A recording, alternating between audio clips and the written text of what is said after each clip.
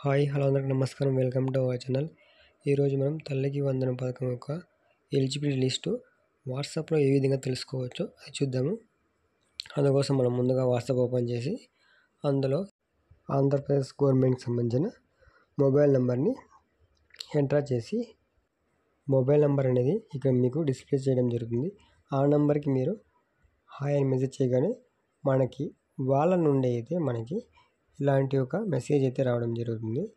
ఈ మెసేజ్లో కింద గ్రీన్ కలర్లో సేవను ఎంచుకోండి అనే ఆప్షన్ని క్లిక్ చేయగానే మనకి ఈ విధంగా ఓపెన్ అవ్వడం జరుగుతుంది. ఇక్కడ దయచేసి ఒక సేవను ఎంచుకోండి అనే ఆప్షన్ని సెలెక్ట్ చేయండి. సెలెక్ట్ చేయగానే తల్లికి వందనం స్థితి అనేది కూడా దాన్ని సెలెక్ట్ చేయాలన్నమాట. అది సెలెక్ట్ చేసుకోగానే మనం కిందకి తల్లికి వందనం స్థితి 2025 స్థితి అని కూడా దాన్ని క్లిక్ చేయండి. క్లిక్ చేయగానే మనకి ఆధార్ నెంబర్ అనేది ఎంటర్ చేయాలన్నమాట.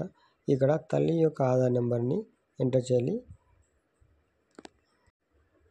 ఒకవేళ పేరెంట్స్ లేకుండా ఉన్నట్లయితే వాళ్ళ యొక్క